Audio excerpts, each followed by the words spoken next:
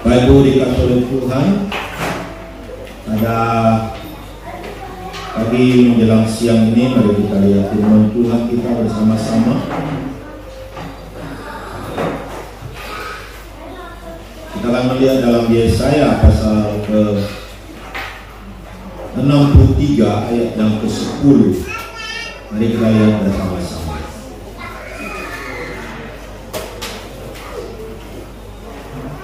Ayat yang ke-10 terlebih dahulu kita baca bersama-sama.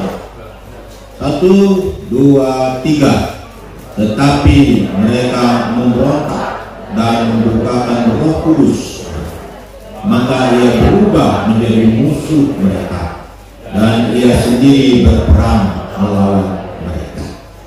Kemudian ayat yang kelima dari pasal 64. 1, 2, 3. Engkau menyongsong mereka yang melakukan yang benar dan yang mengingat jalan yang kau tunjukkan. Sesungguhnya engkau ini murka sebab kami berdosa. Terhadap engkau kami memberontak sejak dahulu kala. Demikianlah kami sekalian seperti seorang najis, dan segala kesalehan kami seperti kain kotor. Kami sekalian menjadi layu seperti daun, dan kami lenyap oleh kejahatan kami, seperti daun dilenyapkan oleh angin. Tidak ada yang memanggil namamu, atau yang bangkit untuk berpegang padamu, sebab engkau menyembunyikan wajahmu terhadap kami, dan menyerahkan kami ke dalam kekuasaan dosa kami. Sampai situ saja. Saudara-saudaraku dikasihi oleh Tuhan, satu kali ada seorang anak kecil datang kepada seorang profesor. Anak ini memegang seekor burung. Burung ini burung yang kecil tentunya, bukan burung yang besar, di tangannya. Kemudian anak ini bertanya kepada profesor, "Profesor, burung ini hidup atau mati?" Kira-kira apa jawab profesor? Hidup atau mati? Profesor berpikir, kalau dia menjawab hidup, maka sekali pencet matilah burung itu. Jadi dia katakan, ini burung mati, profesor. Tetapi kalau dijawab burung ini mati, maka ketika dilepaskan burung ini akan terbang, karena dia belum mati di tangan angin. Jadi apa jawab profesor? Profesor akhirnya menjawab bahwa mati dan hidup burung itu tergantung kepada kamu. Kalau kamu katakan hidup, maka dia hidup. Tapi kalau kamu katakan mati, maka dia mati. Saudara-saudaraku dikasihi oleh Tuhan, kadang-kadang hidup dan mati saya dan saudara-saudara juga ditentukan oleh kita sendiri. Kadang-kadang diberkati atau tidak diberkati, juga hidup kita ditentukan oleh diri kita sendiri. Jadi hari ini kita mau belajar tentang diberkati atau dimusuhi oleh Allah. Diberkati atau dimusuhi oleh Allah. Pilih. Saudara pilih yang mana? Diberkati oleh Allah atau dimusuhi oleh Allah? Tergantung kepada saudara-saudara. Pilihan ada di tangan saudara-saudara. Saudara-saudara bisa memilih diberkati, tapi saudara-saudara juga bisa memilih untuk dimusuhi. Tidak jemaat yang saya kasih dalam Tuhan Yesus, hari ini tentu kita mau memaparkan kedua perkara ini, diberkati dan dimusuhi. Mengapa Allah memberkati? Mengapa Allah memusuhi? Saudara-saudara, kita lihat yang pertama, bagaimana kita diberkati oleh Tuhan. Dikatakan di dalam ayat pasal yang 64 ayat yang kelima dikatakan, engkau menyongsong mereka yang melakukan yang benar dan yang mengingat jalan yang kau tunjuk. Ini adalah sebuah berkat. Dikatakan Allah menyongsong. Apa arti kata menyongsong? Artinya Allah menyambut, artinya Allah menghormati, Allah memberkati. Seperti seorang atau seperti masyarakat yang menyongsong pahlawan perangnya. Ketika pahlawannya perang, pulang dari perang dan mencapai kemenangan, masyarakat berduyun-duyun menyongsong mereka. Mungkin berteriak, hore, hore, hore. Mungkin ketika pahlawan masuk, lalu dikalungkanlah itu bunga-bunga, diberikanlah hadiah-hadiah yang besar kepada para pahlawan yang telah pulang dalam medan peperangan dan mencapai kemenangan. Seperti itulah perlakuan Allah, menyongsong. Mungkin seperti Daud Chino dulu ya, ketika dia menang dulu, saya masih ingat satu kali diarak-arak sudah dari mobil, dari bandara, diarak-arak, walau sabuknya diangkat-angkat. Saya masih ingat juga ya dulu waktu itu. Ya, apalagi anak-anak muda, semua senang sekali. Daud Chino menang dalam pertaruhan. Dia dianggap seperti pahlawan. Ya memang dia pahlawan yang mengangkat nama Indonesia di kancah pertinjuan, saudara-saudara. Ya. Saudara-saudaraku dikasih oleh Tuhan, menyongsong ini berkat. Ya, ketika dia mencapai kemenangan, dia mendapatkan hadiah dari berbagai orang, bahkan dari pemerintah, dari masyarakat, dari berbagai perusahaan memberkati Daud Chino.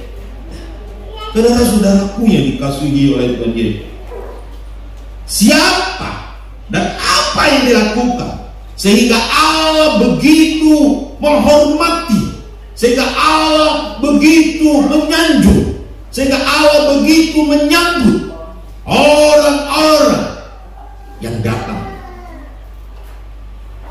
Gambaran ini, berkat yang luar biasa ini diberikan kepada siapa? Yaitu dikatakan orang yang melakukan yang benar.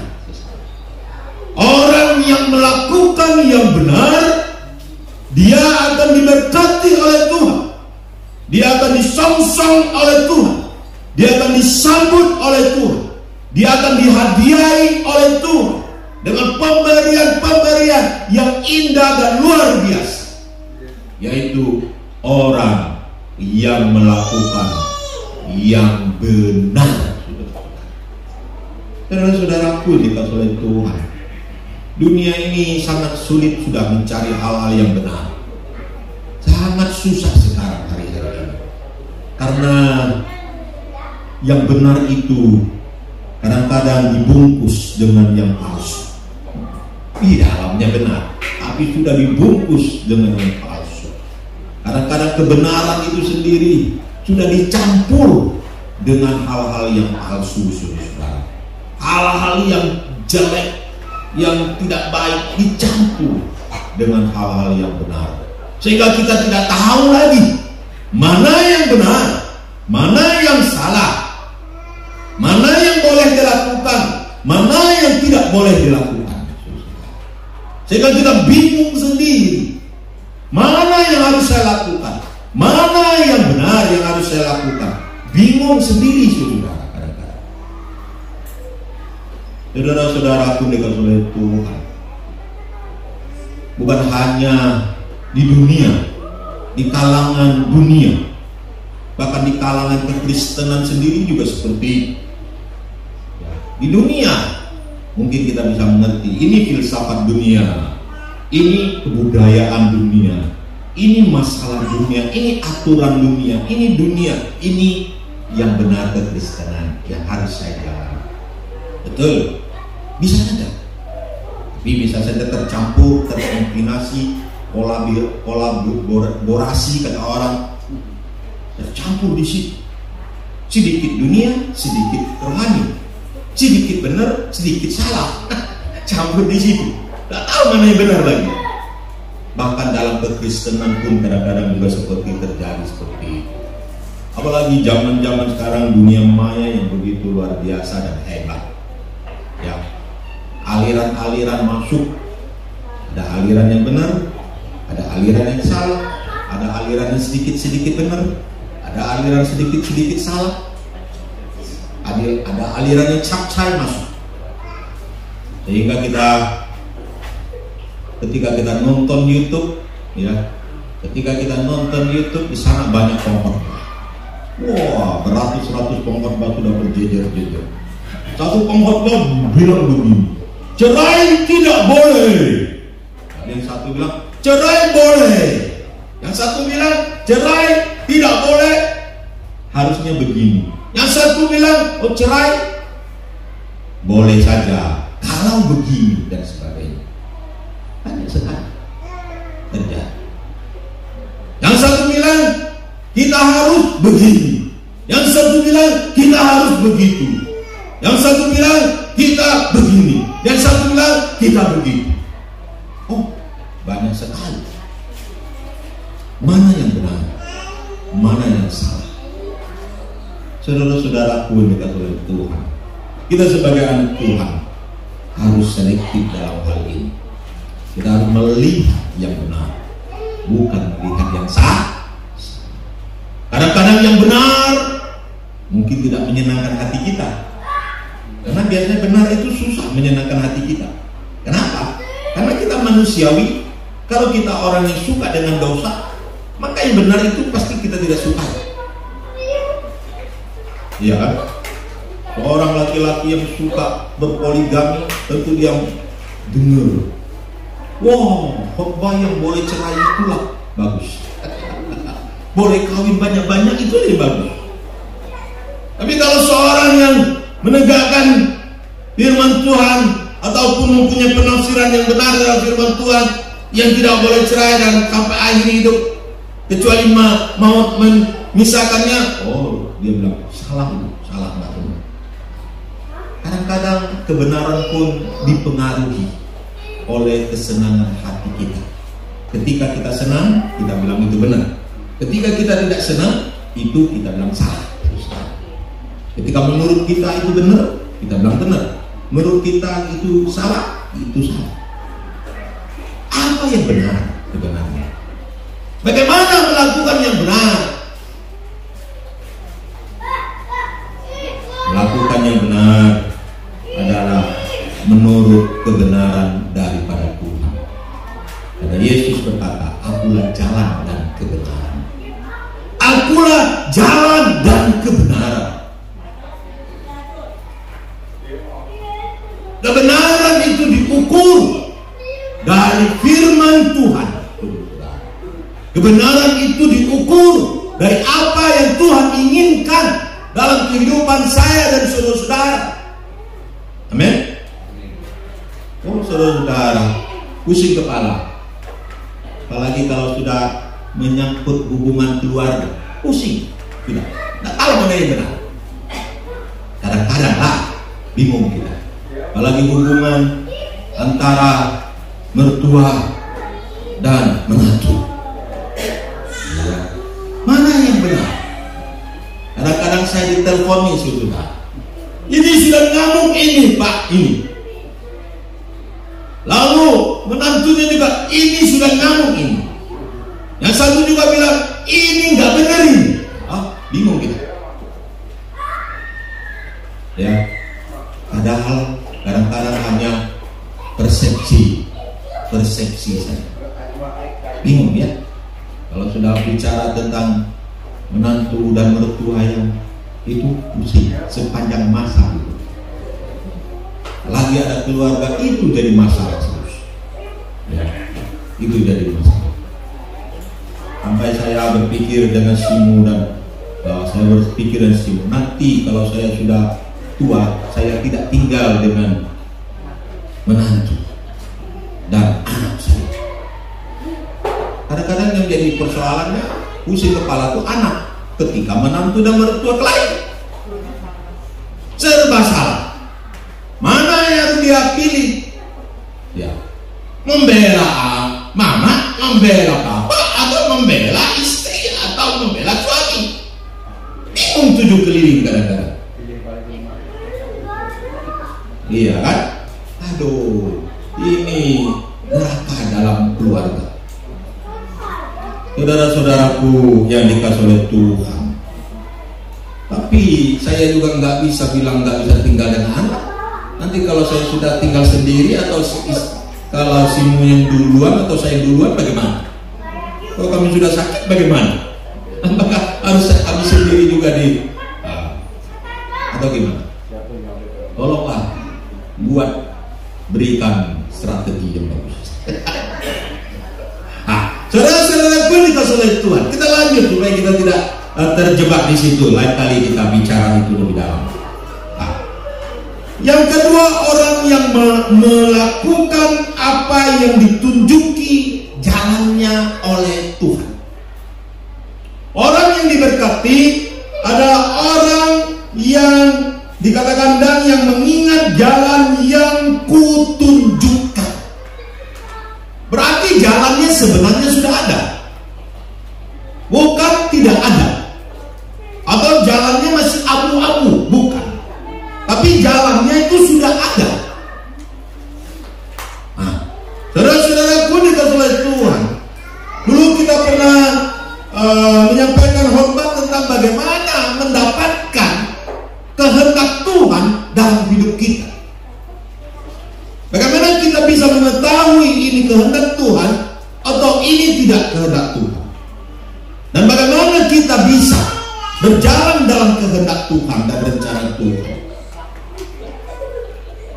Ya, saudara pulang boleh ulangi dengan khotbah.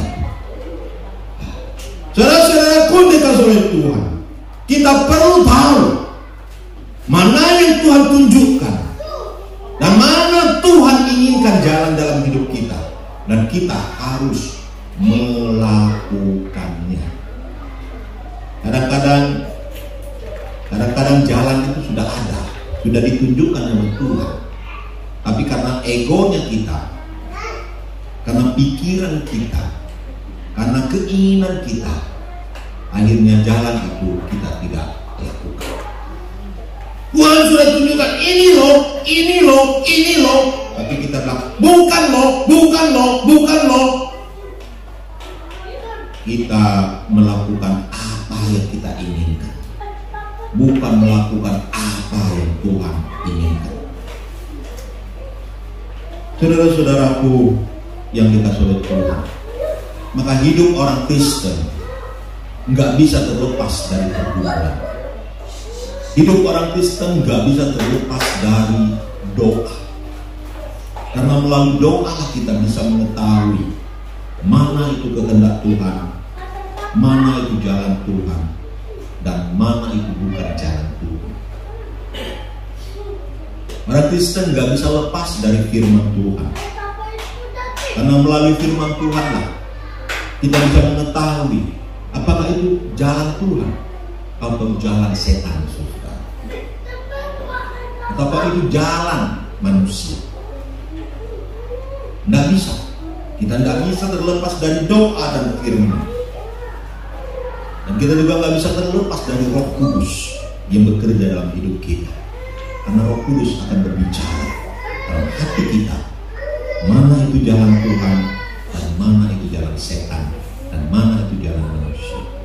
Tetapi yang jadi pertanyaan kita, ketika kita mengetahui semua itu, apakah kita melakukannya?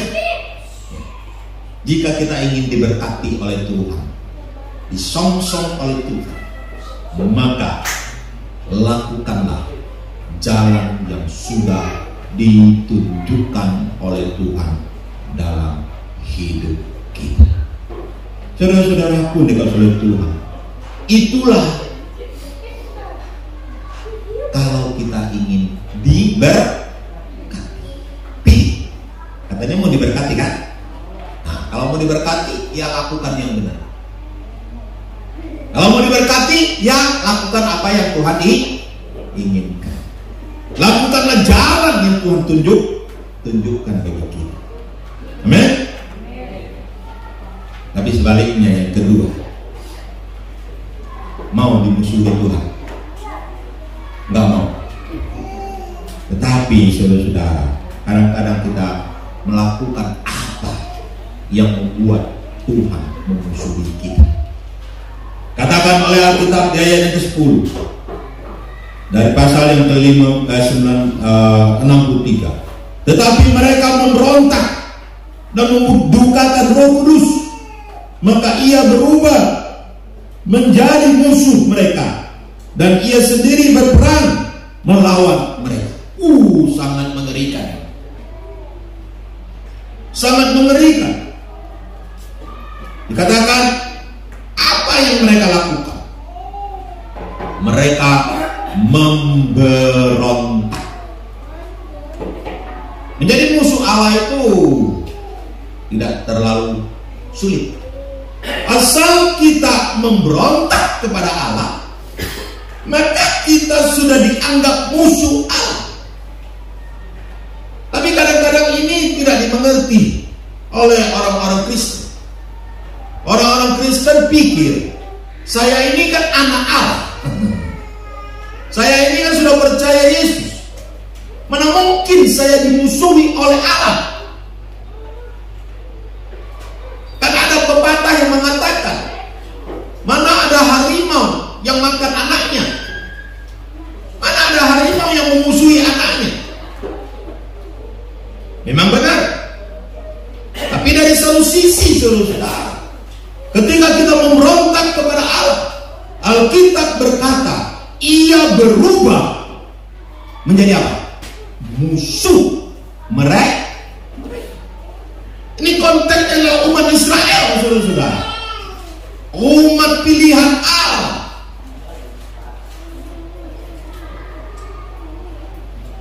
Allah yang memanggil Abraham, Yakub dan Ishak.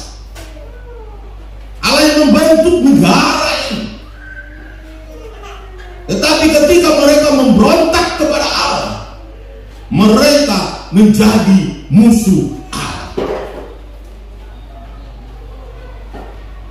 Tetapi mengerikan sekali.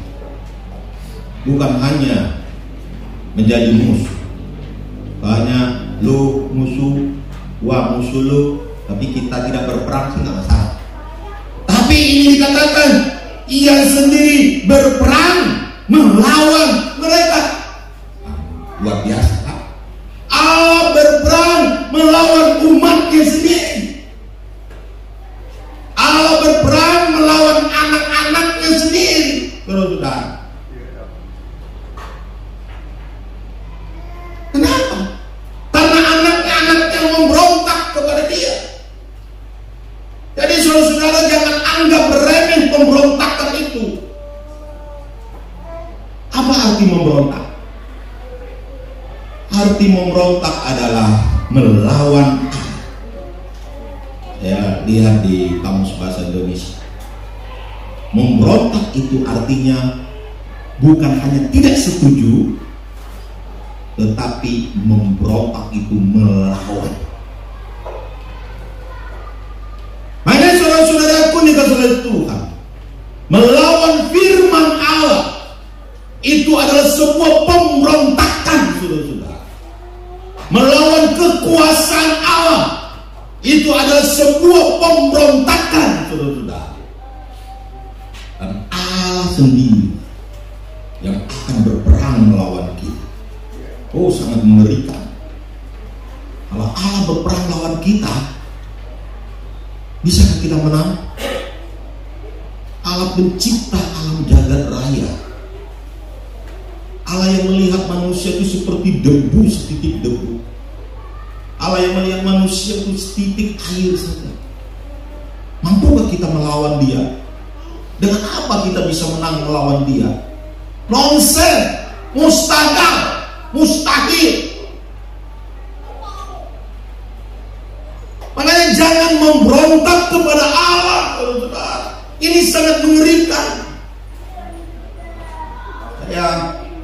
Beberapa hari ini saya banyak nonton YouTube, tapi YouTube banyak diwarnai dengan yang sampit lah, tentang kerusuhan ini, kerusuhan itulah, kesaktian ini, kesaktian itulah. Kadang-kadang gentar hati kita lihat.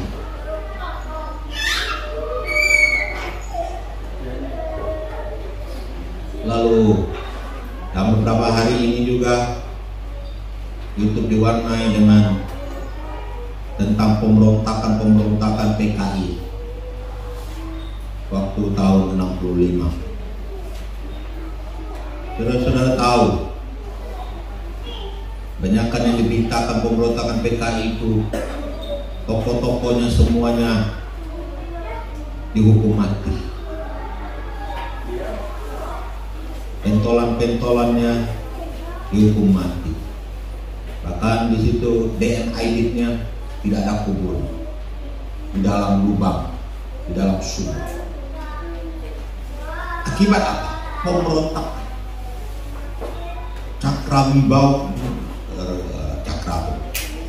di bawahnya itu pasukan itu pun semua ditangkap dan dimasukkan penjara, dan juga banyak yang mengalami di depan beradu tembak dan mati. Itu baru pemberontakan kepada negara NKRI. Sudah mengalami nasib seperti itu, apalagi memberontak kepada Allah. Lebih parah lagi. Lekol untung lari tunggang-tunggang, menyamar sana sini. Toko-toko GS30 PKI lari tunggang-tunggang, menyamar sana sini, tapi akhirnya dengan pasukan kalong tangkap mereka semua. Satu persatu ditangkap. Kalau dengan Tuhan bisa nggak kita nyamar ya? Acing nyamar jadi laki-laki. Lalu Tuhan nggak tahu lagi kau. Nanti lari ke kampung mana, hilang dia. Bisa. Kita mau lari kemana dengan Tuhan? Tidak ada tempat yang tidak bisa Tuhan kejar kita. Dengan kekuatan apa kita bisa lari dari Tuhan? Enggak bisa. Makanya saudara-saudara, sangat mengerikan ketika kita menjadi musuh Allah. Kalau kita musuh dunia, masih kita bisa lari. Tetapi kalau kita menjadi musuh Allah, siapa yang bisa melawan kita? Tidak ada.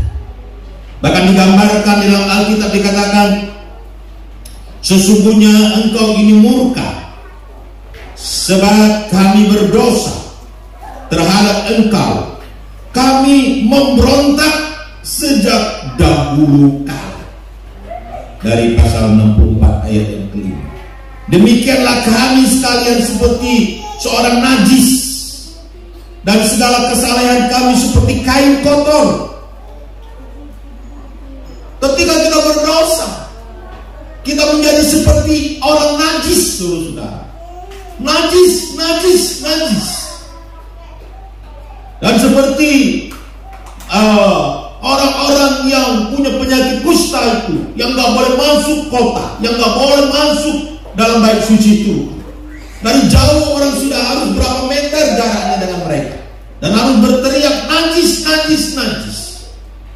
Tidak disukai, tidak disenangi, bahkan diusir-usir. Digambarkan di situ, saudara-saudara. Bukan hanya najis saja dikatakan, tapi segala perbuatan saleh kita menjadi seperti kain kotor, tidak ada arti. Kemarin pagi saya duduk di warung kopi di Pasar Gaya, kemudian seorang bapak, kami berbicara tentang dosa. Saya berkata, manusia memang punya perbuatan baik, banyak perbuatan baik, tapi manusia juga banyak perbuatan dosa. Perbuatan jahatnya itu berbuahan sekali.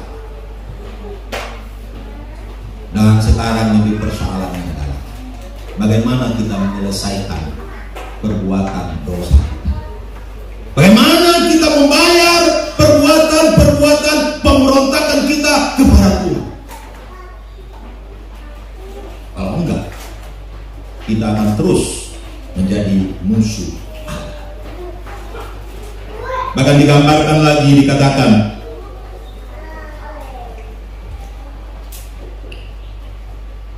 kami sekalian menjadi layu seperti daun, dan kami lenyap oleh kejahatan kami, seperti daun dilenyapkan oleh angin. Saudara-saudara, ketika kita menjadi musuh Allah, kita itu seperti daun, tapi bukan daun yang sedang, tapi daun yang layu. Saudara-saudara, Simu tanam cabai. Waktu dia tanam cabai, ketika kami ke Singapura, kami pulang, cabainya nggak segar, daunnya sudah layu-layu. Ketika layu-layu, Simu coba itu siram. Saya juga coba kasih lagi itu pupuk, taruh di situ supaya dia segar. Ada beberapa yang segar balik, tapi ada juga yang tetap layu. Ketika lama saya lihat dia layu, dan juga dia sudah dihinggapi hama. Akhirnya yang layu-layu ini saya potong dan saya buang, karena itu nggak berfungsi. Daun-daun yang kering, daun-daun yang layu, itu lama-lama akan mati dan ditiup angin entah kemana. Itulah gambaran orang yang memberontak kepada Allah, dilenyapkan, tidak tahu lagi di mana tempatnya, hilang lenyap dia. Jadi saudara-saudara, hari ini kita belajar, jangan anggap remeh itu dosa pemberontak. Kadang kita berpikir, Allah kan bapak saya, tapi kenapa dia bisa kayak gitu? Karena Tuhan itu maha kudus. Karena Tuhan itu maha kudus. Nggak bolehkah sedikit-sedikit bohong? Nggak bolehkah sedikit-sedikit berbuat dosa? Apakah diperhitungkan dosa ini dosa kecil? Ini kan demi kebaikan. Ada dosa demi kebaikan, saudara. Korupsi banyak-banyak, tapi bagi-bagikan ke sana. Dosa apa? Dosa demi kebaikan, katanya. Jadi ambil korupsi, lalu bagi-bagi. Apakah itu boleh? Ngomong A, ngomong B, lalu sebenarnya C, bolehkah? Nanti sebentar tidak lama kita masuk masa kampanye politik. Mau tidak mau, kita tetap akan menghadapinya. Aku tak mau politik. Seperti kemarin bapak-bapak, stop politik. Saya bilang tidak bisa stop politik.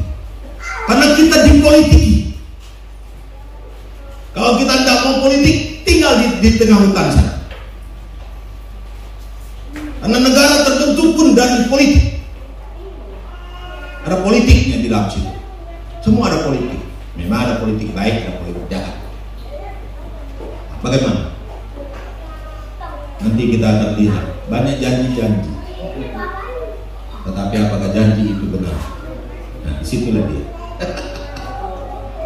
Saudara-saudaraku yang dikasihi oleh Tuhan, kita tidak masuk dalam ruang politik, tapi kita kadang-kadang mau tidak mau ada politik di dalam hidup kita. Walaupun kita tidak melakukan politik praktis sebagai gereja, tapi gereja pun mau tidak mau harus menanggapi isu-isu politik di dalam dunia ini. Saudara-saudaraku yang dikasihi oleh Tuhan Yesus, dikatakan lenyap. Lalu digambarkan lagi, tidak ada yang memanggil namamu atau yang bangkit untuk berpegang kepadamu, sebab engkau menyembunyikan wajahmu terhadap kami dan menyerahkan kami ke dalam kekuasaan dosa kami. Gambaran menjadi musuh Allah adalah Allah tidak mau bertemu dengan kita. Dia menyembunyikan wajahnya terhadap kita. Makanya saudara-saudara, engkau boleh berdoa ujung kepala di bawah, ujung kaki ke atas. Engkau boleh berdoa apapun juga. Bahkan engkau boleh berdoa puasa sangat hebat luar biasa. Tetapi jika hidupmu memberontak kepada firman dan kuasa Allah, semua itu nonsens bagi Tuhan. Tidak ada artinya bagi Tuhan, karena Tuhan menyembunyikan wajahnya dari engkau. Tuhan tidak berkenan ditemui oleh engkau. Engkau berteriak sampai kerongkonganmu habis pun, air liurmu habis pun, Tuhan tidak akan dengar engkau. Bahkan engkau menangis sampai air matamu habis sekalipun, Tuhan tidak akan dengar engkau. Sebelum engkau menyelesaikan dosamu di hadapan Tuhan, Allah tidak akan menemui. Dia penuh kasih, tetapi dia juga Maha Kudus. Makanya sebentar kita akan masuk dalam perjamuan kudus. Yesus telah mati di atas kayu salib, memberikan jalan kepada saya dan saudara-saudara untuk pengampunan dosa, untuk menyelesaikan berbagai dosa-dosa yang tidak bisa kita selesaikan sendiri. Kita perlu Tuhan. Makanya kita perlu adanya pertobatan di hadapan Tuhan. Kalau tidak, bahkan Alkitab dijelaskan lagi, dan kami lenyap oleh kejahatan kami, seperti daun dilenyapkan oleh angin, dan menyerahkan kami ke dalam kekuasaan dosa kami.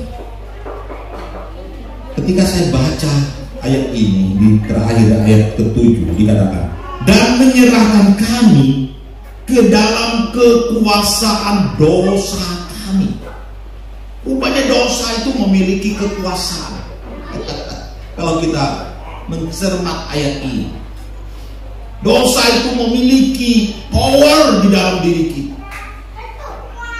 Kalau dosa itu tidak diselesaikan, maka dosa itu akan menghancurkan hidup saya dan saudara. Saya sering beli buah. Kadang-kadang beli buah yang belum masak. Ya, misalnya kokak, saya beli masih keras-keras, taruh di rumah. Kadang beli juga buah apalagi yang belum masak, taruh di rumah. Tapi kita lihat buah yang tidak masak ini dengan sendirinya sehari demi sehari dia berubah. Tadinya keras, lama-lama lembek, lalu lembek masak deh. Dan lama-lama kalau nggak dimakan hancur dia. Jadi basi kata orang, lalu jadi busuk kata orang. Saya memberikan gambaran dosa itu seperti itu. dalam hidup kita, pemberontakan itu terus menerus kita pelihara, maka dia seperti bibit atau kekuatan yang ada di dalam buah, yang membuat buah itu menjadi masak dan menjadi busuk.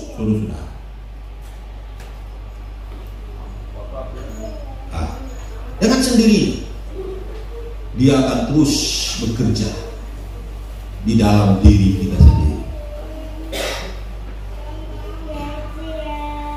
Sejak dalam rahim ibu kita sudah dikandung bibit dosa, dan bibit ini terus berkembang dan berkembang dan berkembang dalam hidup kita. Kalau tidak ada penawarnya, kalau tidak ada kuasa Roh Kudus, kalau tidak ada kuasa firman dalam hidup kita, kalau tidak ada pertobatan dalam hidup kita, dosa ini sendiri akan menghancurkan hidup saya dan saudara-saudara. Tidak perlu suruh itu iblis setan seperti kuntilanak datang di kita dan menghancurkan kita. Tidak perlu suruh orang-orang yang tidak senang dengan kita. Tidak perlu suruh orang-orang preman menghancurkan hidup kita.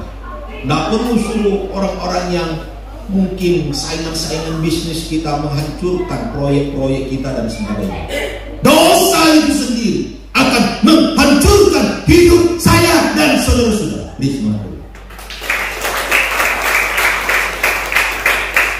Maka saudara-saudara, jangan simpan dosa. Mari selesaikan dosa. Dan jangan punya hati yang memberontak kepada firman dan kuasa Allah. Pilih sekarang. Mau diberkati? Nah, dikit ya sekarang. Jadi mau diberkati? Mau? Hidup dalam kebenaran. Amin. Hidup di jalan yang Tuhan tunjukkan. Amin. Lalu jangan apa? Berontak pada tuh. Amin. Benar? Mau? Puji Tuhan. Mari kita tundukkan kepala. Kita berdoa. Kita bangkit berdiri. Kita berdoa.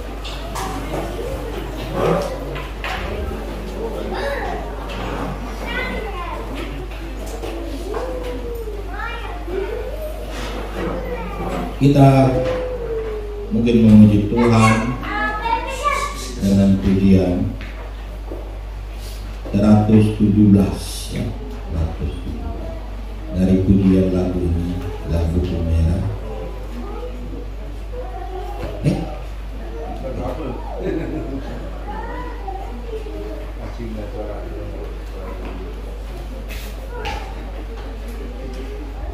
Ya, 110 saja. Aku datang ke salib. Aku datang ke salib.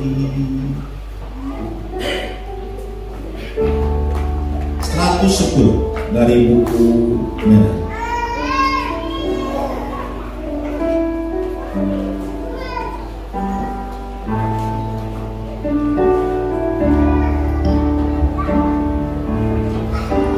Aku datang ke salib, miskin lemah dan buta, turun hidupku gagal,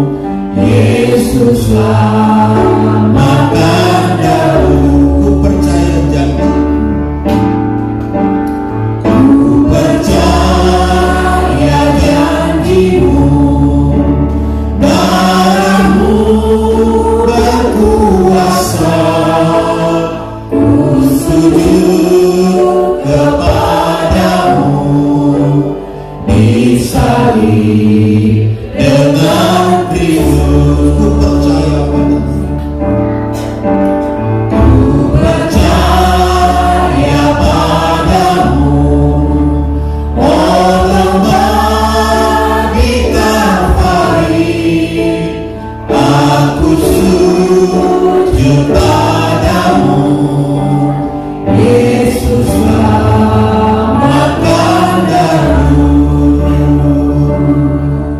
Kita berdoa, nanti minta Ibu Suci pimpin kita dalam doa. Kami semua di dalam Tuhan, kami bersyukur kepada-Mu ya Tuhan. Adalah Tuhan yang terbaik. Engkau mengasihi kami ya Tuhan. Kami sebagai manusia yang berdosa ya Tuhan, yang lain hidup Tuhan. Tapi Engkau mau mengirim Tuhan kirim khusus yang mati bersama untuk menurunkan kepala-Mu yang Engkau kasihi ya Tuhan. Kami bersyukur kepada-Mu ya Bapa. Firman-Mu yang sudah kami dengar pada saat ini, yang mengajar kami Tuhan, supaya kami hidup benar di hadapan Tuhan. Kami harus memperbaiki diri ya Tuhan dalam hidup kami. Kami dalam hidup ini Tuhan, banyak kesalahan, perbuatan yang tidak berkenan dengan hati kita Tuhan. Banyak hal yang kami lakukan yang tidak sesuai dengan